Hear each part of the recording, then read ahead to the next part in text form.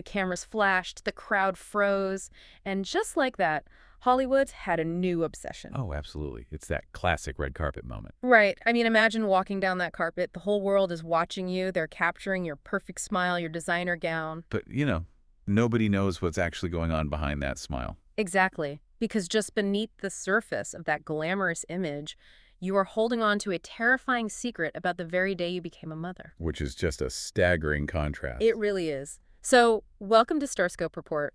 Join Jordan and Jamie as they uncover Hollywood drama, music industry shakeups, and viral influencer scandals. From red carpet surprises to social media controversies, we really dive deep into the stories behind the fame. We do.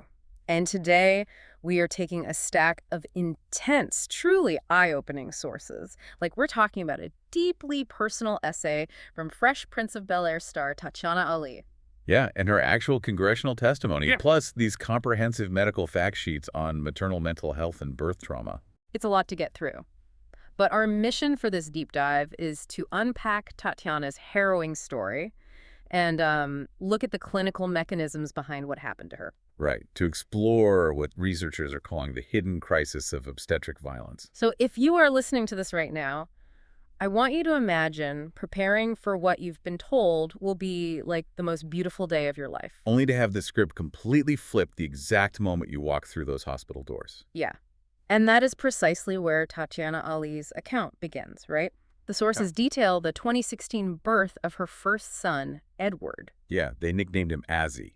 And according to her essay, this was a completely healthy, low-risk pregnancy. Like, she did all her homework, she had a whole birth plan ready to go. But there's this interaction she describes with her OBGYN early on that really caught my attention. She asked the doctor about trying different positions for labor. Oh, right. And the OBGYN dismissively told her she could, quote, hang from the lights if that made her happy. Yeah, which is just wild. I mean, I have to ask, why would a medical professional respond to a simple question about birth positions with that level of, sarcasm? Well, according to the researchers who study maternity care models, Yeah. that kind of comment often reveals this fundamental clash of paradigms. What do you mean by that? Well, in a highly medicalized model of care, the provider often views childbirth as a clinical event that just needs to be managed. They prioritize standard protocols. Like having the patient lie on their back, right? Right. Because it's convenient for the doctor? Exactly. So when a patient asks to step outside that protocol, by suggesting alternative positions, it can be perceived as an inconvenience. Wow. Yeah. The authors of these fact sheets actually argue that this kind of dismissiveness is an early warning sign of a provider who just does not value shared decision-making. And man, that warning sign turned into a massive red flag. Because when she actually goes into labor and arrives at the hospital, that specific OBGYN is on vacation. Oh, of course. Right, so she's met by unfamiliar doctors from the same office, and her birth plan is entirely ignored. In her testimony, she literally describes the room devolving into an absolute circus. She said there were up to 10 people screaming at her. She wanted to push on her hands and knees, and she notes she could still feel her legs, but every time she tried, the staff physically held her down. Yeah, by her arms and legs, forcing her onto her back. And here's where I really need you to explain the medical logic, because her account sounds terrifying. She says the doctor literally climbed onto the side of her bed and shoved his forearm into her belly. Yeah, to force the baby down. Just what is the clinical justification for doing something like that to a conscious person? So the clinical term for that maneuver is fundal pressure. The mechanical theory behind it is that applying significant external weight to the top of the uterus, the fundus, might aid the descent of the fetus. Like pushing it through the birth canal. Right, especially if labor is stalling. However, the medical literature in our sources is very clear that this is a highly controversial practice. I mean, it sounds medieval. Well, you're essentially applying blunt force to a fluid-filled sac to try and move a solid object. It carries severe risks. Like what kind of risks? Uterine rupture, severe bruising, and distress to the baby. The fact that it was applied so aggressively and seemingly without her consent is what transforms a disputed medical technique into a traumatic event. She actually used this vividly awful analogy in her essay. She compared that doctor pushing on her belly to someone trying to force toothpaste out of a tube by, crushing it from the middle. Which is such a visceral image, and her body was clearly rejecting these interventions. Right. They then used a vacuum suction plunger on the baby's head, and it aggressively popped off 4 separate times. Yeah, which points to a major mechanical failure in the intervention. Ah, so? A vacuum extractor relies on maintaining a really tight seal on the fetal scalp to provide traction. If it pops off repeatedly, it means the force of traction is exceeding the strength of the seal. So the baby just isn't moving. Exactly. It can happen if the baby is positioned poorly or simply doesn't fit through the pelvis. And repeatedly reapplying it significantly increases the risk of severe scalp injury or even brain bleeding for the infant. Oh my God. And she instinctively knew they were going to irreparably hurt her baby if it continued, so she actually asked for a C-section. But what happened next is the climax of this entire terrifying event. Yes. Her baby was crowning. She could literally feel his hair. But instead of delivering the baby, a doctor performed something called the Zavanelli maneuver. Yeah, they physically pushed the baby back inside of her to perform an emergency C-section. Wait, I'm trying to wrap my head around the physics of this. Pushing a crowning baby back inside? How is that even possible, and why would a doctor do it? The Zavanelli maneuver is this incredibly rare, absolute last resort obstetric procedure. Mechanically, it involves a doctor placing their hand on the fetal head and firmly pushing it back up the birth canal. So reversing the natural movements of labor. Exactly. Clinically, doctors usually only attempt this if there is severe shoulder dystocia. That means the baby's head has delivered, but the shoulders are physically stuck behind the mother's pelvic bone. Preventing the baby from breathing. Right. The maneuver is designed to get the baby back into the uterus so a C-section can save its life. Huh. But it requires immense physical force. I can't even imagine. And it carries high risks of spinal cord injury to the infant and massive hemorrhage for the mother. But the sources suggest they did this without communicating that life or death reasoning to her at all. And that is the core of the issue she highlights. If a baby is truly stuck, an emergency intervention might be clinically necessary. Sure, obviously.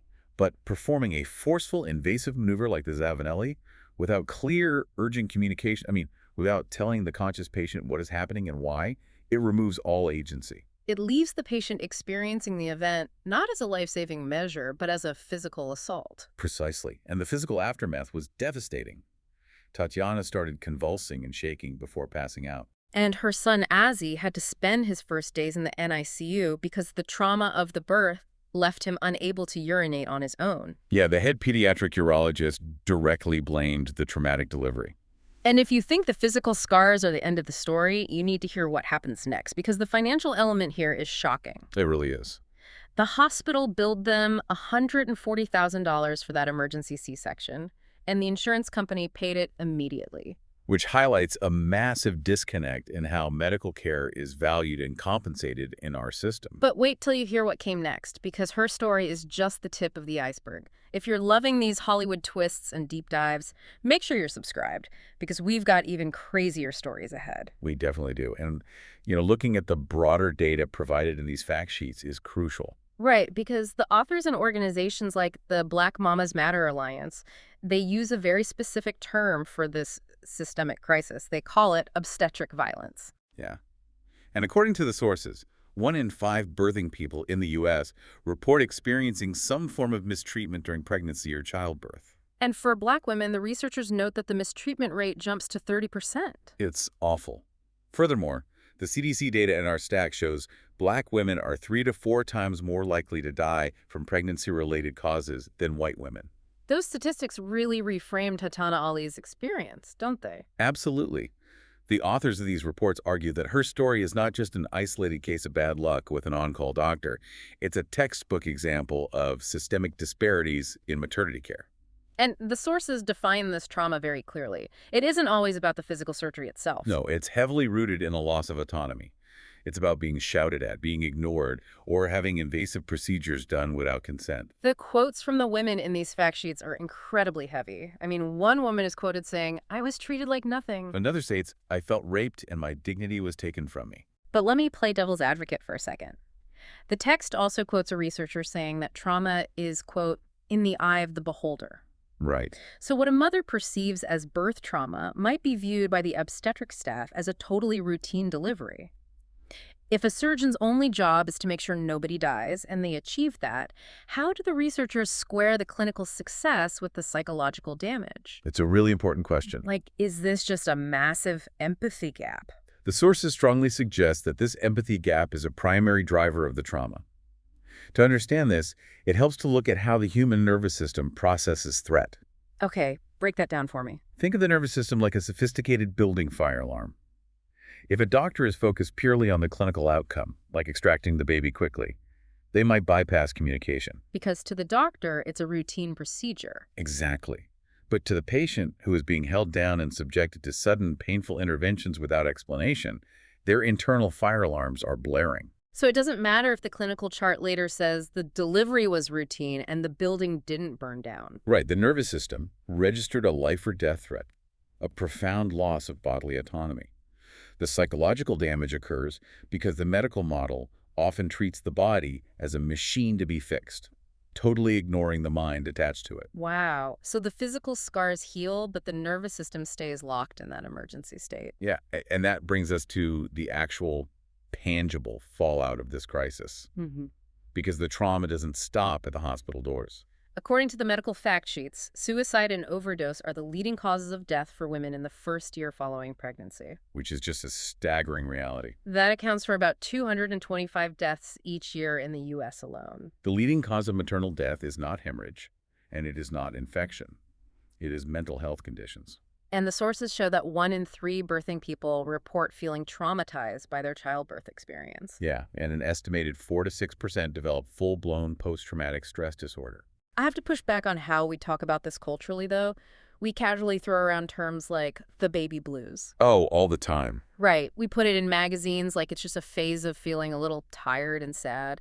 But the researchers explicitly state this is a massive spectrum that includes PTSD, bipolar illness, psychosis, and obsessive-compulsive disorder. It is so much more serious than society makes it out to be. So is our societal insistence on calling it the baby blues the reason why the sources say 75% of these individuals remain entirely untreated? Yes, the researchers argue that terminology plays a huge role in preventing treatment. When society minimizes profound psychological trauma as just the baby blues, it actively invalidates the patient's lived experience. That makes so much sense. If a mother is experiencing terrifying, intrusive flashbacks to the moment she was held down in a hospital bed, or if she has extreme hypervigilance regarding her baby's safety, telling her it's just a normal phase of sadness creates massive stigma. It basically ensures she won't seek the intensive, trauma-focused psychiatric care that she actually needs. Exactly. And the cost of that inaction is mind-blowing. The fact sheets state that maternal mental health conditions are the most common complication of pregnancy. Affecting 800,000 families a year, right? Yes. And because so many go untreated, the sources calculate the economic ripple effect at $14 billion annually in the U.S. Which they break down to $32,000 per mother-infant pair. It's a huge number. But how exactly does untreated trauma generate a $32,000 bill per family? What are the actual mechanics of that cost? Well, the researchers break that down across several sectors. It isn't just one single hospital bill. Okay.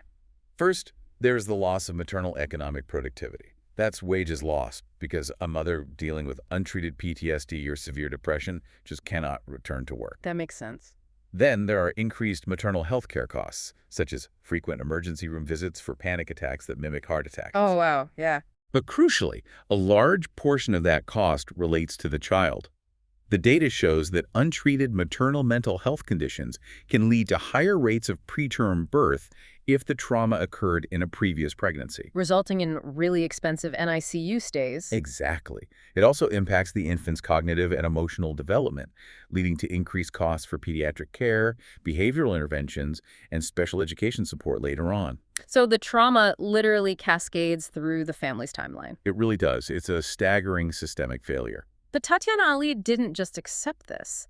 And later in the episode, we'll talk about the shocking twist nobody saw coming regarding her second pregnancy. It's a totally different story. Stay tuned and hit that subscribe button so you don't miss what's coming next. So for her second pregnancy with her son Alejandro in 2019, Tatyana's essay details how she took her power back by changing her care model entirely. Yeah, she recognized what she describes as the institutionalized racism and paternalism she had faced. And she hired a black midwife. And the contrast in the mechanics of the care she received is fundamentally different.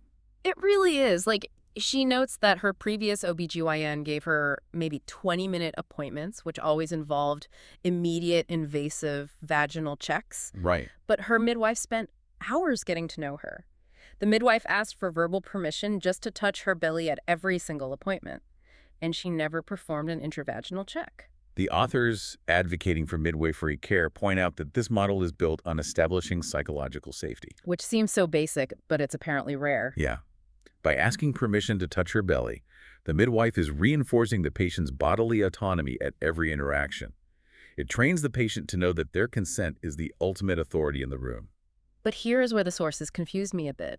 Tatyana planned a home birth, but days before she was due, the baby presented laterally. Yeah, that happens. So they had to go to the hospital, and she had to have another C-section. Wait, what does presenting laterally mean mechanically? And if she ended up having the exact same major surgery anyway, how did changing the care model actually fix anything? A C-section is a C-section, right? Well, mechanically, presenting laterally, which is also known as a transverse lie, means the baby is lying horizontally across the uterus, rather than head down or feet first. Oh, I see. In this position, the baby physically cannot descend into the pelvis, and the cervix cannot dilate effectively around the baby's body. An unassisted vaginal birth is anatomically impossible in this scenario. So making a C-section an absolute medical necessity. Yes. But to answer your question about how the experience was different, the researchers emphasized that birth trauma is rarely just about the medical procedure itself. It's about how you're treated. Exactly. It's about how the patient is treated during the procedure. And her essay proves that point beautifully. Her midwife had prepared her, knowing the hospital setting would trigger her previous trauma. Because of course it would. Right. When the anesthesiologist told Tatyana she wouldn't feel anything from the chest down, she panicked. But her midwife was right there. She went to Tatyana's feet, held them, and started praying with her. Why? Because the midwife had spent hours getting to know her and knew Tatyana believed in prayer to ground herself. That is the practical application of culturally competent care. The midwife bridged the gap between the sterile surgical environment and the patient's emotional needs. She even encouraged Tatyana to physically walk herself into the operating room rather than being wheeled in on a gurney. Specifically, to help her maintain the physical agency that had been stolen from her the first time. But we have to talk about the financial irony here because the contrast is glaring. It really exposes the system. The authors of the fact sheets point out what they see as a backward incentive structure in our medical billing. For the traumatic, non-consensual birth that left her and her baby injured, the hospital was paid $140,000 immediately by insurance. No questions asked. Right. But for the midwife who provided hours of prenatal care, protected her mental health, and delivered a trauma-free experience despite a surgical outcome, Tatyana had to pay that $8,000 fee up front, out of pocket. Yeah. She then had to fight her insurance company for 19 months just to get a partial reimbursement of $5,500. The sources use this to argue that the current healthcare system is structurally designed to reward acute, highly medicalized interventions, regardless of the psychological costs. While placing massive financial barriers in front of preventative, patient-centered care. Let me try to put this into an analogy. Having a culturally competent midwife seems like hiring a highly trusted local guide in a chaotic, dangerous foreign country. I like that comparison. They speak the complex, intimidating language of the medical system, they know where the landmines are, and they are fiercely dedicated to protecting your safety. Yeah, and you would think insurance companies would want to pay for the guide that keeps you out of the intensive care unit. But instead, they only want to pay the hospital once you've already stepped on the landmine. That is an incredibly apt comparison. And the advocacy groups cited in our sources, like the Black Mamas Matter Alliance, are fighting to dismantle that exact structural inequity. Pushing for legislative changes, right? Yes, pushing for changes that would mandate insurance coverage for midwifery and doula care. So we've journeyed through a lot today. We started with the terrifying reality of a forced Zavanelli maneuver in a chaotic delivery room. We zoomed out to examine the systemic data behind obstetric violence and the ways trauma triggers the nervous system's fire alarms. We broke down the mechanics of a $14 billion mental health fallout, and finally we saw the empowering reclamation of the birthing process through respectful, culturally competent midwifery. And this connects directly back to you, the listener. Absolutely, because everyone at some point interacts with the medical system. Whether you are starting a family, navigating a chronic illness, or advocating for a loved one, understanding your right to bodily autonomy and informed consent is a critical tool. The sources remind us that you have the right to ask questions about the mechanisms of your care, to refuse procedures, and to demand clear communication before anyone lays a hand on you. Absolutely. But before we wrap up, I want to leave you with a lingering, provocative thought drawn directly from the texts. This is a heavy one. It is.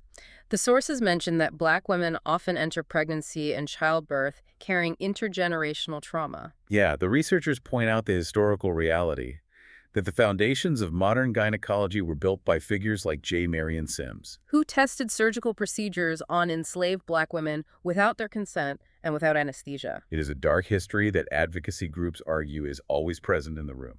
So if the modern medical system continues to break trust at the very moment a new life enters the world, I mean, if a mother is held down and ignored while giving birth, how does that foundational trauma alter a family's relationship with healthcare for generations to come? Right, if trust is severed on day one, how do we ever expect that family to feel safe walking back into a hospital? It's a profound question.